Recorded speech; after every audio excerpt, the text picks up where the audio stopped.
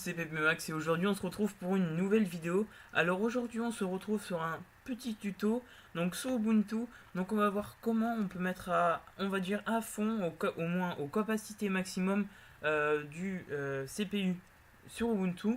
Donc on va utiliser une petite application qu'on peut installer directement du terminal. Donc c'est très rapide. Donc je vais vous montrer ça tout de suite après. Donc cette application va nous permettre, comme je vous l'ai dit, de booster notre ordi.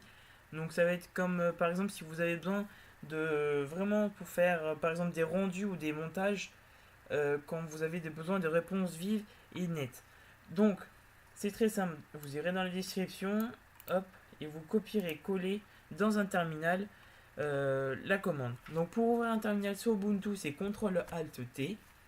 Hop, alors je le bascule juste ici. Alors c'est très simple, vous allez copier-coller la commande. Donc c'est un sudo apt-get install. Donc c'est indicator CPU frag. Donc on fait entrer, on rentre notre mot de passe qui n'est jamais visible sur Ubuntu, ne vous inquiétez pas.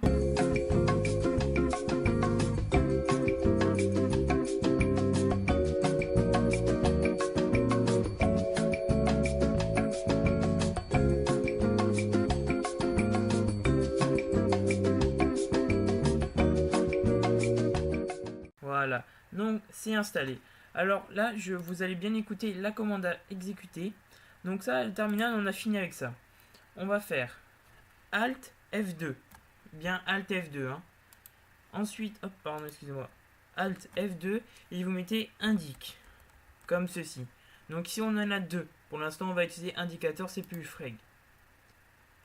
Hop, et vous pouvez voir qu'en haut à droite, j'ai un sort de CPU qui est apparu.